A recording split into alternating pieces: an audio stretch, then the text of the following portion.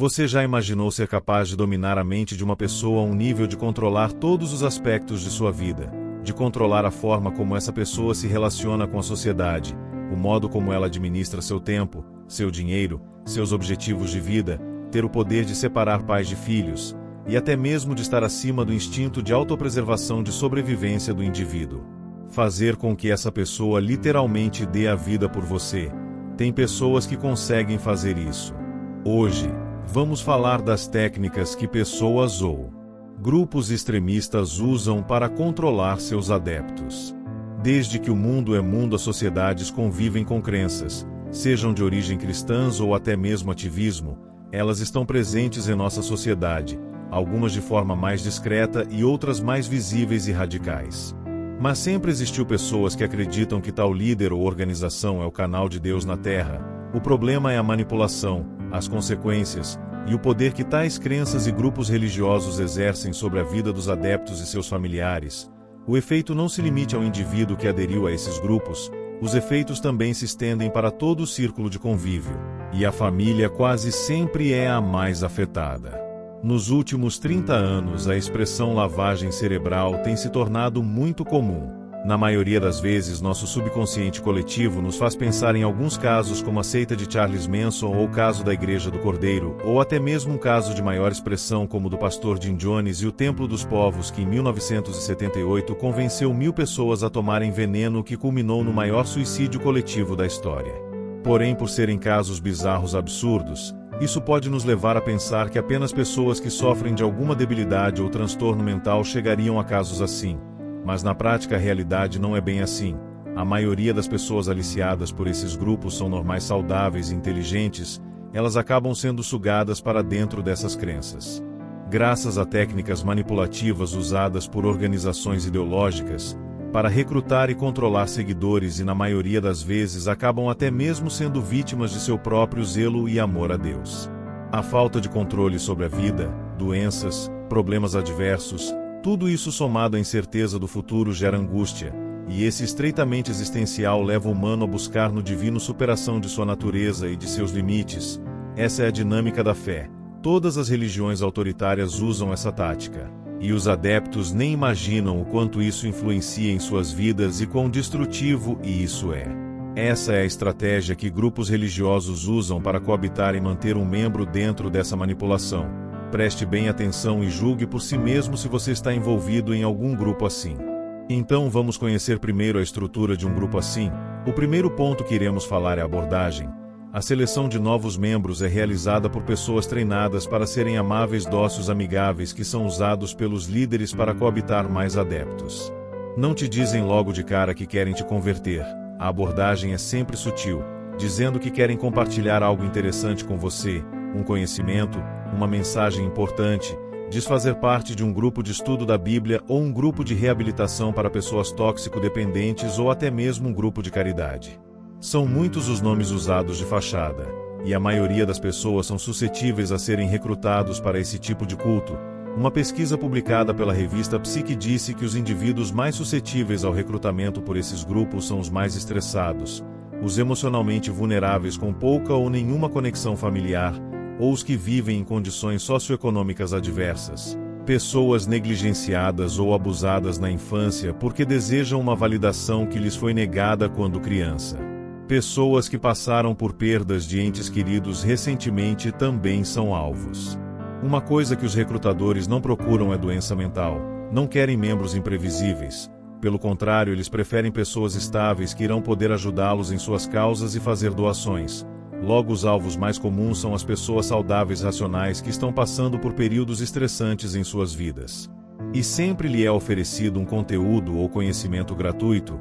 A pessoa irá participar de alguma reunião com amigos de verdade.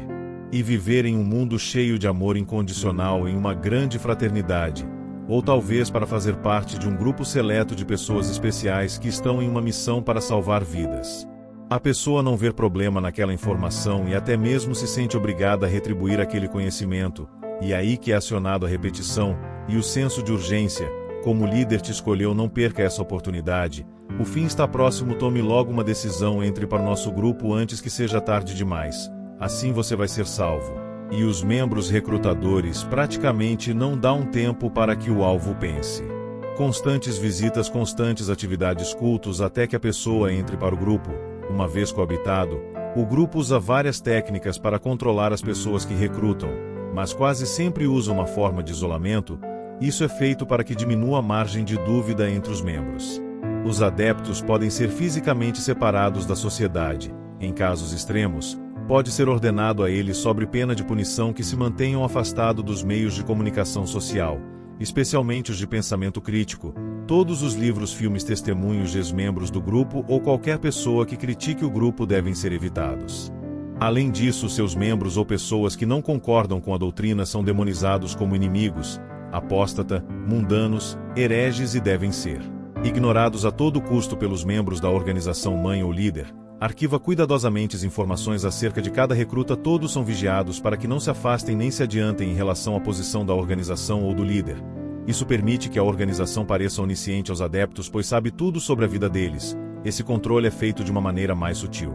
Os membros são forçosamente incentivados a só ter convívio com outros membros. Todas as pessoas fora são potencialmente nocivas. Os únicos escolhidos por Deus, os puros de coração, os merecedores da verdade é quem tem o verdadeiro conhecimento. Sendo assim, o membro só pode se associar, casar, namorar, se divertir, ter amizade, conversar, ou até mesmo ajudar, quem também é do grupo. Membro que segue essas orientações ele é visto como uma pessoa espiritualmente forte, e os que não seguem é visto como um fraco espiritualmente, então basta usar a lógica. Ninguém quer ser visto como uma pessoa fraca, dessa forma o controle é feito sem a necessidade de uma ação mais abrupta. Isso irá afastar lentamente os indivíduos de sua família e amigos. Será dito a ele que isso é para que ele possa se dedicar cada vez mais à sua missão. E como se estivesse sendo preparado e para uma difícil batalha que vem à frente, e os seus amigos e familiares não vão entender, porque na verdade eles são inimigos em potencial. Então o membro deve abandonar definitivamente aqueles que são mundanos ou que não fazem parte desse grupo. E família? Bem, família é aquela que se escolhe.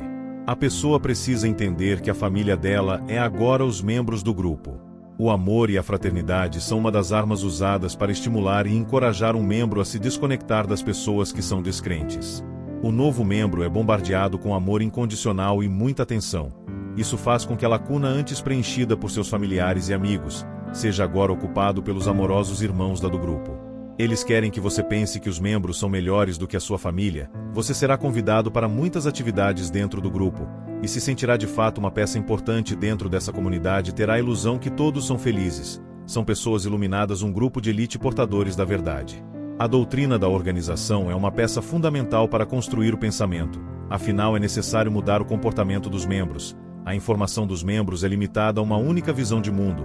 Uma interpretação sob o ponto de vista daquela doutrina foi recebida por orientação divina. Somente ele sabe toda a verdade e o propósito da vida. Sensação de que ali não existe corrupção e mentiras, e que o líder é uma pessoa extremamente amorosa. Eles precisam também conhecer outros membros que relatem ter melhorado suas vidas após ter entrado para a organização. Afinal, quem sabe a verdade sobre tudo o que vai acontecer que traz a orientação é a organização. Para manter os membros ativos e controlados é necessário introduzir bastante atividades no dia a dia. Para manter os membros ocupados, eles precisam realizar um estudo pessoal sobre a Bíblia todos os dias, ir aos cultos semanais. Isso, além de doutrinar, cria um condicionamento físico e mental. Mantendo assim a mente do fiel sempre ocupada, não dando brecha para o conhecimento externo, precisa sempre estar ocupado e focado nessas atividades. Eles precisam pensar que essa atividade é parte fundamental da sua adoração a Deus.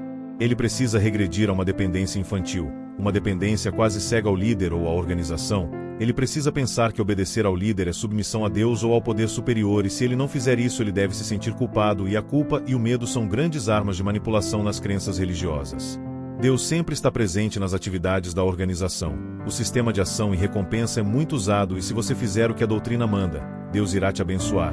Mas se você não obedecer ao líder, aí você vai ter problemas, as bênçãos vão acabar. E tudo na sua vida vai dar errado, isso se não acontecer coisa pior como um castigo divino. Por exemplo, se uma pessoa sai do grupo, qualquer acidente ou infortúnio que lhe aconteça será interpretado como uma punição de Deus. O líder ou a organização se reveste de uma certa mística que atrai novos adeptos. Então esse pensamento leva a uma prisão mental, o que é muito mais devastador do que qualquer ação física, o condicionamento do pensamento do medo. E quando alguém dentro do grupo começa a dar sinais reais de transtornos e se afasta ou questiona algo por conta dessa pressão psicológica, os líderes ou líder entra em cena e joga toda a carga para o indivíduo. Argumentos como: você não tem fé, você está sendo influenciado por coisas ruins, você é fraco, você irá para o inferno por estar se comportando assim, e isso piora quando o indivíduo resolve se desligar do grupo. A organização simplesmente rebaixa o ex-membro a uma condição de morto espiritualmente perante todos e perante até mesmo de Deus. Ele é um morto-vivo até que se arrependa e volte. Na maioria dos casos, a família também faz parte do grupo e a pessoa perde toda a sociedade que permeava sua vida, todas as pessoas que ela ama. O exílio tem um poder mental muito mais devastador psicologicamente do que qualquer punição física. A lavagem cerebral é tão grande a nível de separar vínculos de pais e filhos.